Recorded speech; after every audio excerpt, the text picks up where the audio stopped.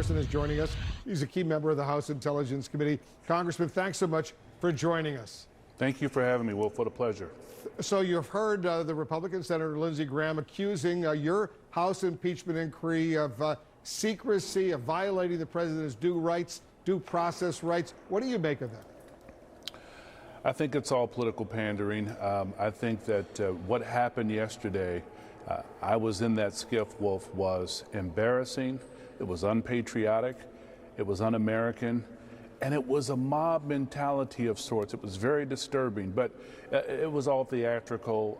But if this were in another day and time and era, we would have seen worse actions. And so the vitriol and the hatred coming from some of them, I think many of them were just following the group, but some of them had the kind of animosity, and they were so protective of a president. It was very disappointing. You know, the founding fathers, who some of my Republican colleagues love to cite, had in mind co-equal branches of government. They were simply acting as minions for Trump's tyranny. Very embarrassing, Wolf. But I assume you will eventually, probably sooner rather than later, correct me if I'm wrong, will not only hold public hearings, but release the transcripts of those secret depositions. Well, that's a question that should be directed to Chairman Schiff, but he has stated publicly that at some point we will have public hearings. The extent of those hearings has yet to be determined. But one thing is clear: the Intelligence Committee, the Oversight Committee, Foreign Affairs, we are doing our due diligence and making sure these depositions run smoothly. And the Intelligence Committee, we have really been the focal point of this whole matter. We have an obligation to protect our intelligence agencies and the intelligence community, and to create a safe pipeline, Wolf, for those whistleblowers so they can feel safe. Senator Graham also implied that the reason House Democrats don't want to hold a formal House floor vote on impeachment, authorizing an impeachment inquiry, is because the vote would fail. How do you respond? I don't agree. I think that there are other matters at hand. Look, we can conduct this investigation, we can conduct the depositions and hearings, all at the same time while dealing with infrastructure needs. The president's a developer. He has yet to come to the table with Democrats in a very reasonable manner to talk about infrastructure. We have educational needs. We have national security needs that must be addressed in a way that doesn't demonize immigrants, people of color, and Muslims. We're hearing that Democrats are now debating the scope, the eventual scope of the House impeachment inquiry. What are you hearing about that? What can we anticipate?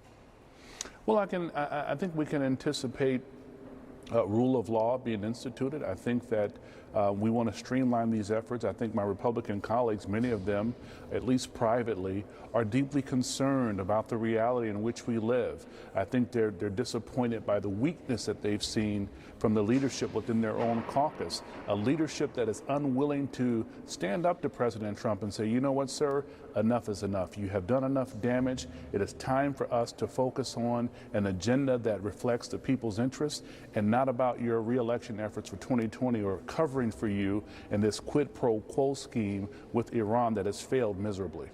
Laura Cooper, the Deputy Assistant Secretary of Defense, appeared before your committee yesterday for her deposition. She described an irregular process by which aid to military assistance to Ukraine was suspended. What new questions does all this raise? Well, I think it certainly reaffirms the questions we've had about Donald Trump's integrity. I think it's reaffirmed our suspicions as it relates to those who are around him, who are afraid to correct him when he's in error.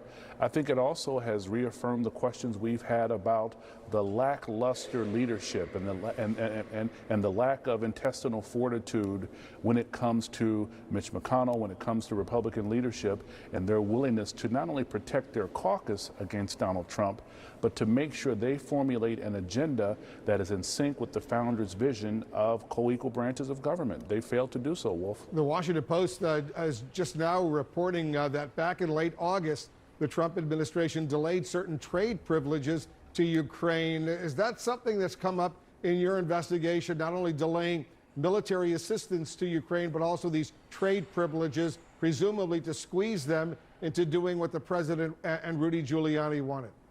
Well, these things are ongoing discussions that we've been having for the past few weeks. I think in the upcoming days, we're going to have more answers for you. But what you can rely on is that these primarily staff-led depositions in which members have been given an opportunity to ask questions, these professional staffers are the best of the best. The members who come down are bright, we're engaged, we're taking copious notes, and we're deeply committed to maintaining our democracy, if you will, and not allowing a group of some of our colleagues who wish to show this undying loyalty to a president who has dishonored our country and continues to dishonor our country with his antics.